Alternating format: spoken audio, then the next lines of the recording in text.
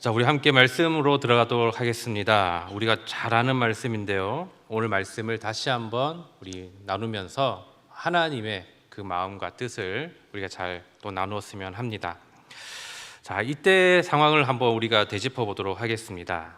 예수님께서 게네사렛 호숫가를 지나실 때였다고 하죠. 이때 그곳에 가다 보니 두 척의 배를 발견하게 됩니다.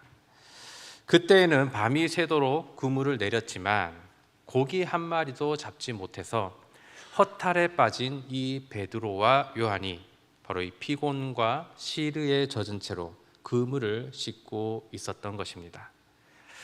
어부가 밤이 새도록 물고기를 잡지 못했으니 어떠했을까요? 자신이 할 일을 못하였다는 그 책임감에 아무런 의욕 없이 그저 묵묵하게 자신들의 일을 마무리할 수밖에 없었습니다. 그물을 씻는 그 자리도 그저 침묵만이 흐를 뿐이었을 겁니다. 그런데 이러한 그들의 두 사람 곁으로 바로 주님께서 걸어오셨습니다. 그리고는 그들에게 말씀하시는데 배를 육지에서 조금 띄워달라고 말씀을 하시는 거예요. 베드로는 예수님의 그 요청에 내가 밤새도록 한 것은 없지만 이제 조금이라도 할 일이 생겼구나라는 그 안도감에 예수님의 말씀을 따랐을 것이고 노를 저어서 이제 호수 위로 배를 띄웠습니다. 자, 예수님을 바라보면서 무슨 이렇게 띄우는 앞을 딱 봤어요. 예수님을 모시고 바닷가 그 호수를 가운데로 가서 앞을 봤더니 놀랍게도 그 해변가에는 많은 사람들이 몰려와 있었다는 겁니다. 그리고 그 사람들은 예수님을 바라보고 있었습니다. 그 사람들은 예수님을 바라보면서 무슨 말씀을 하실까 기대하며 서 있는 모습이었습니다. 왜 예수님은 몰려있는 그 사람들의 그 가운데, 그 사람들 가운데서 높은 자리에 서서 그들에게 큰 목소리로 말씀을 전하지 않았을까? 베드로는 그러한 생각을 하면서 그저 자신의 작은 배에 올라오신 예수님을 옆에서 바라보고 있었습니다. 저렇게 많은 사람들이 몰려와 말씀을 듣기를 원하는데 왜 예수님은 저 많은 무리들을 떠나셔서 베드로의 작은 배에 오르셨고 또 그 배 위에서 말씀을 전하실까? 그것을 생각하면서 말씀을 듣기 시작했습니다. 예수님의 말씀은 잔잔했던 그 예수님의 말씀은 해풍을 타고 저 멀리까지 퍼져나가기 시작했습니다. 그 무리들이 앉은 곳, 앉아있는 사람이나 서 있는 사람이나 키가 큰 사람이나 작은 사람이나 남자든 여자든 어른이든 아이든 그 모두가 조용히 예수님을 기다리는 그 모든 사람에게 예수님의 목소리는 바람을 타고 들어가기 시작했습니다. 자, 예수님의 바로 옆에서 가까이서 듣게 된 그 예수님의 말씀은 힘이 있는 말씀이었고요. 놀라움이 가득 넘치는 말씀이었습니다. 이렇게 놀라운 말씀이 저 멀리 있는 해변에 앉아 있는 사람에게까지도 들려진다는 것이 신비롭기까지 하였습니다. 그렇게 베드로는 자신도 모르게 예수님의 말씀에 집중하여 듣고 있는 자신의 모습을 발견하고는 자신도 모르게 미소를 짓고 있지 않았을까요? 그러면서 이분을 내 배에 모실 수 있었다니 참 행복하구나라는 고백도 하였을 겁니다. 그런데 해변에 있는 사람들을 향해서 말씀하시던 예수님께서 그 말씀을 마치시더니 갑자기 자신을 바라보는 거예요. 베드로를 바라보는 겁니다. 그러면서 이야기를 하시는 거예요. 예수님의 말씀을 경청하면서 듣고 있던 이 베드로는 깜짝 놀랍니다. 갑자기 자신에게 물어오시니까요. 그렇지만 예수님의 말씀을 듣는데요. 예수님께서 하신 말씀은 깊은 데로 가서 그물을 내려 고기를 잡으라라는 말씀이었습니다. 자, 아무것도 잡은 것이 없는 상황인 것을 아시는 주님께서 그의 마음을 시험하시듯 또는 헤아려 주시는 듯이 고기를 잡으라는 그 말씀에 혼란이 왔습니다. 그러나 모든 사람이 따르는 그 예수님을 보니 자신도 그 말씀에 순종하고 싶은 마음이 더해집니다. 그렇기에 예수님께 대답합니다. 우리가 잘 아는 말씀이죠. 오늘 또 읽었는데요. 선생님, 우리들이 밤이 새도록 수고하였을 때 잡은 것이 없지만은 말씀에 의지하여 내가 그물을 내리리이다. 이곳에서 고기를 잡으며 누구보다도 이곳의 상황을 잘 알고 있는 사람이 바로 베드로였습니다. 그렇게 지금 깊은 곳에 가서 그물을 내린다 할지라도 고기를 잡을 수 없다는 것을 너무나 잘 알기에 예수님, 지금 해도 고기를 잡을 수 없습니다 라고 내 말이 맞다고 이야기할 수도 있었습니다. 그러나 베드로는 주님의 말씀에 자신의 마음을 드러내는 것이 아니라 바로 순종을 선택하였다는 겁니다. 이는 자신이 몇십 년간 어부 생활을 하면서 가지게 되었던 그러한 어떠한 상식, 지식, 경험, 지혜, 이 모든 것들을 뛰어넘는 권위의 말씀이었기에 베드로는 말씀에 순종할 수밖에 없었습니다. 분명 말할 수 있었어요. 제 생각에는요, 제 경험에는요, 전해오는 많은 이야기들에 의하면 이러한 것들을 꺼낼 수도 있었지만 그 어떠한 말도 예수님 앞에 꺼낼 수가 없었습니다. 우리에게 말씀을 전하신 예수님을 가장 가까이, 그러니까 바로 옆에서 바라보며 들었던 베드로였기에 그 예수님의 말씀에 순종하여 그물을 내리게 됩니다. 어쩌면 속에는 이런 마음도 있었을 겁니다. 그래, 그냥 그물을 내렸다가 빈 그물을 걷어 올리면 되겠지라는 생각이 있었을지도 모릅니다. 하지만 베드로는 그러한 생각조차 할 수 없을 만큼 말씀의 권위에 놀라면서 순종하였다는 것이죠. 그리고 이러한 베드로의 순종의 행동은 놀라운 결과를 가져오게 되었습니다. 어떤 일이 났죠? 그물이 팽팽하여지는 것이 느껴지더니 그제는 당겨도 당겨지지 않을 만큼 겨우 그물을 끌어올려 물고기를 배에 실을 만큼 그물이 찢어질 만큼 그렇게 고기를 건져 올리게 되었습니다. 그 물고기들은 자신뿐만 아니라 함께 배에 타고 있는 예수님의 다리 사이에까지 그 물고기들은 가득 채워졌다는 겁니다. 놀라운 것은요, 아직도 그물에는 물고기가 남아 있어서 다 건지지 못하였다는 것이죠. 놀라는 것도 잠시, 그는 즉시 주변의 배를 향해 손을 흔듭니다.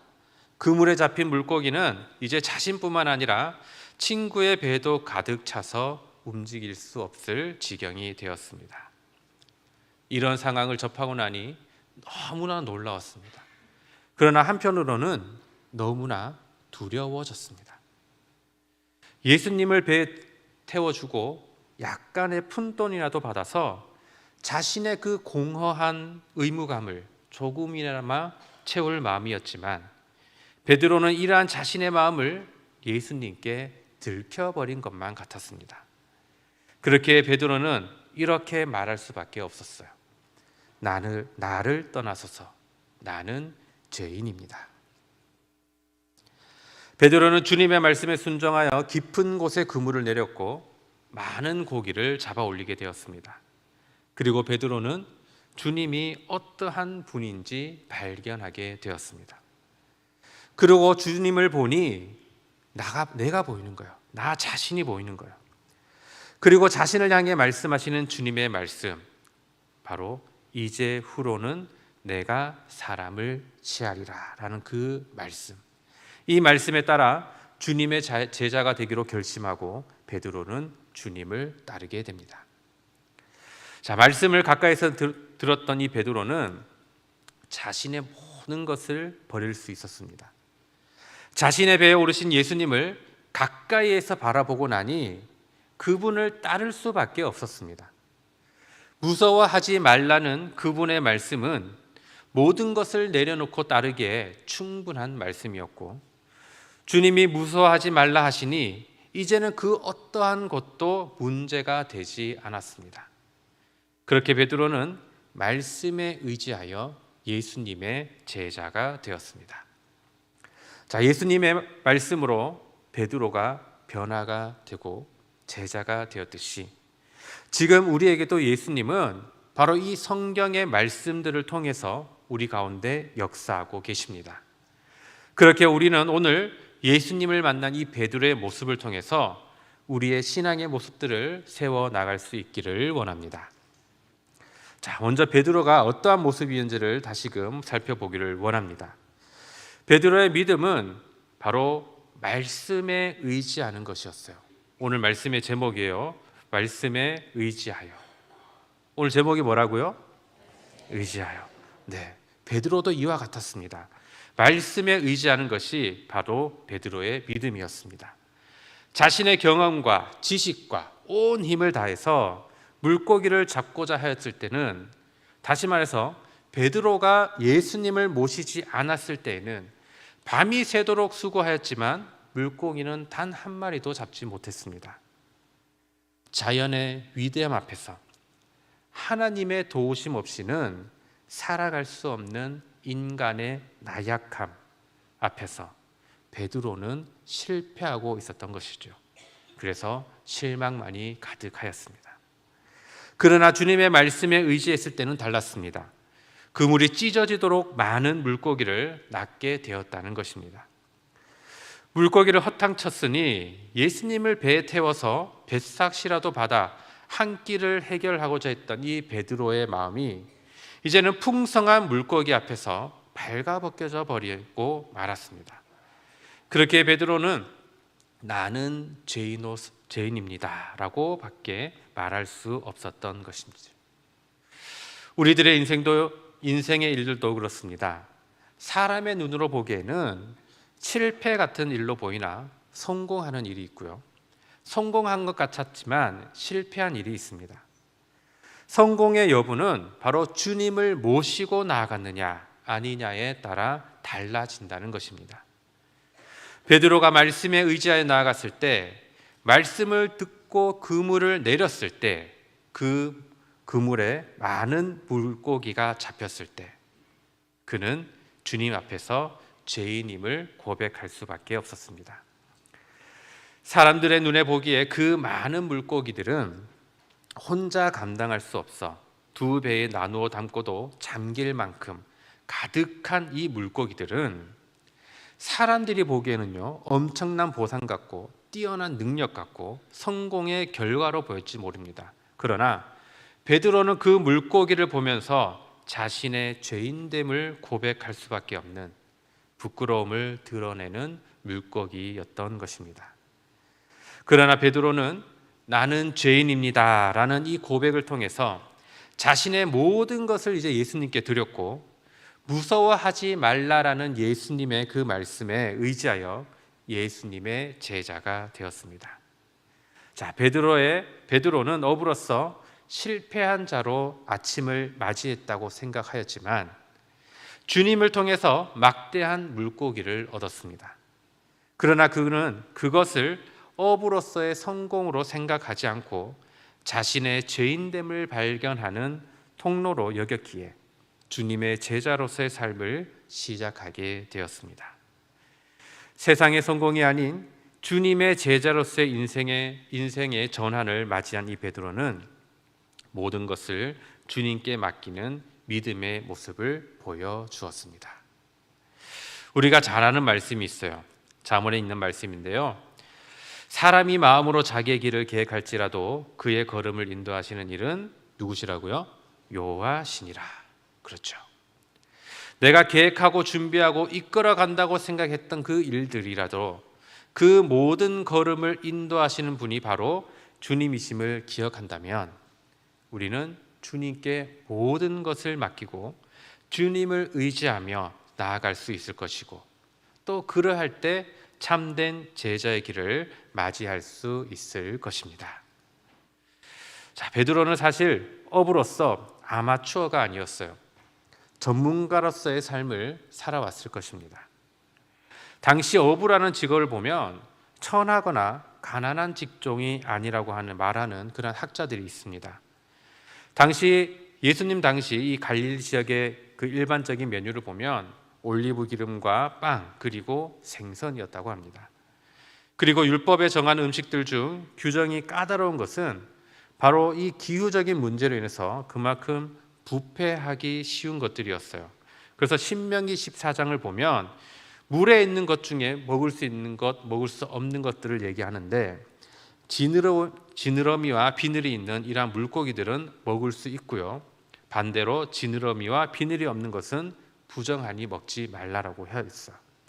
그래서 갈릴리의 이 어부들은 이 생선을 잡을 수 있었고 잡는 즉시 소금에 절이거나 아니면 연기로 훈제하는 등의 작업을 통해서 부패하는 것을 막았고 이렇게 처리된 생선들은 비싼 가격에 거래되곤 하였다고 합니다.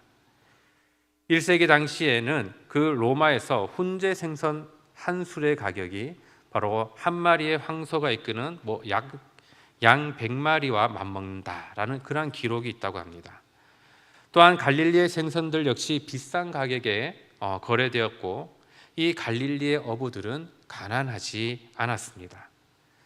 예루살렘을 비롯해서 여러 지역에 흩어져 살던 이 유대인들은 율법에 따라서 생산한 이 갈릴리 어부들의 물고기를 먹기를 선호하였고요.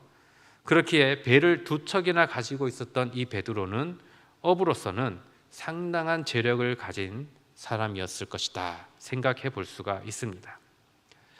또 우리 마가복음 1장에 보면 야고보와 요한에 대한 이야기도 나오는데요. 집에 품꾼까지 있었다는 것을 확인할 수 있었기 때문에 예수님의 제자들이 너무 가난해서 또는 너무 힘들어서 예수님을 쉽게 따라갈 수 있었을 것이다 라고 말하기에는 무리가 있어 보입니다.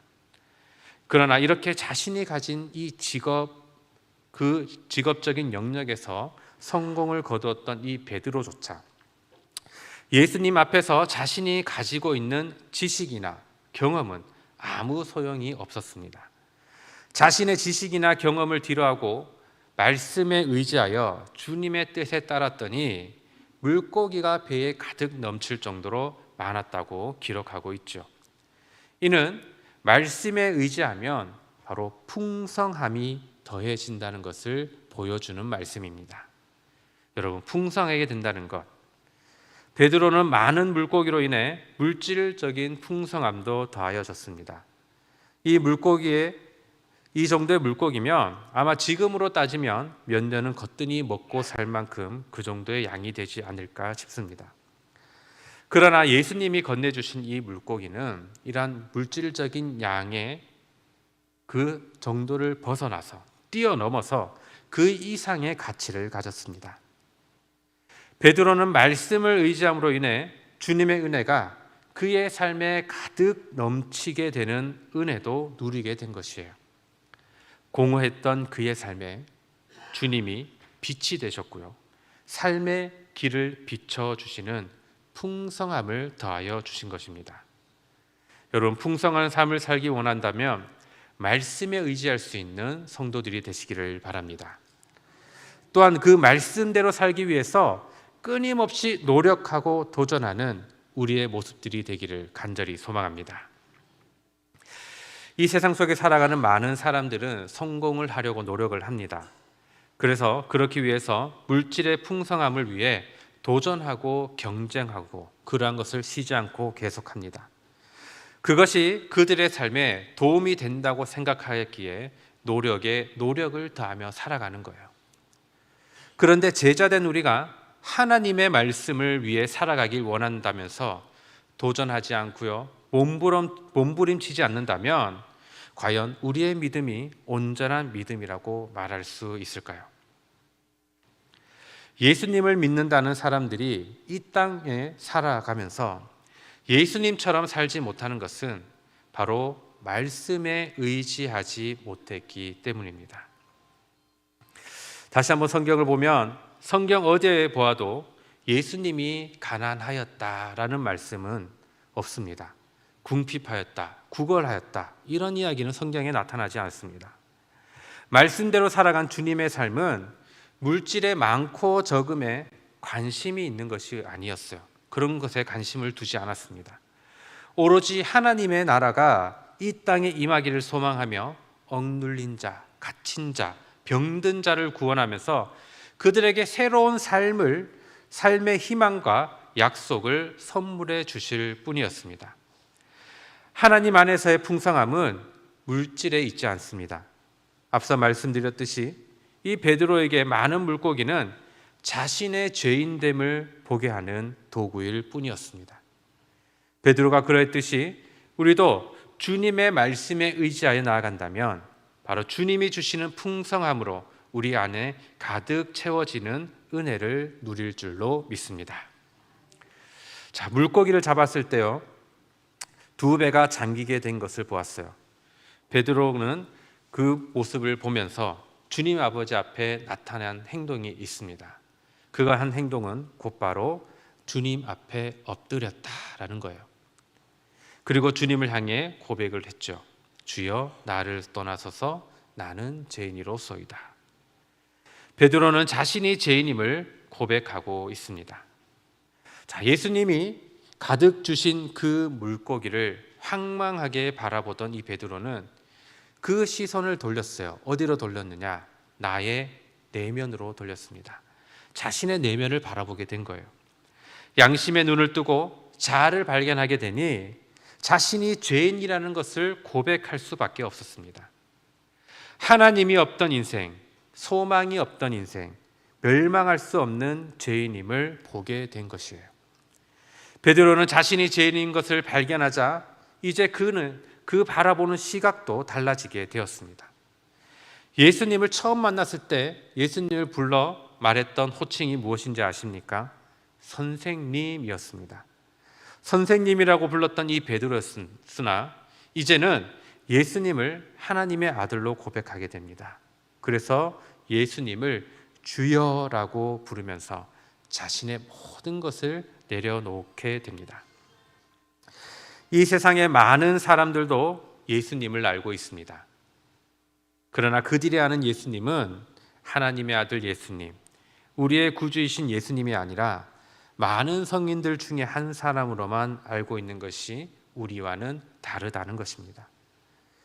베드로가 예수님 앞에 엎드러졌을 때 그저 많은 선생 중 하나인 줄만 알았던 예수님이 아니라 주님인 것을 알게 되었고 그렇게 고백하게 되었습니다. 예수님은 베드로의 이러한 모습을 참으로 사랑하고 기뻐하셨어요. 많은 사람들이 예수님을 세례 요한이요, 엘리야요, 예레미야요, 선지자 중에 하나라고 이야기할 때 예수님께서 베드로에게 뭐라고 물으십니까? 너희는 나를 누구라 하느냐라고 물어보셨을 때 베드로가 한 고백이 있죠. 주는 그리스도시요 살아계신 하나님의 아들이시니이다. 이 모습을 예수님께서는 기뻐하셨다는 거예요. 그래서 예수님께서 베드로에게 하신 말씀이 있죠. 바요나 시몬아, 내가 복이 있도다.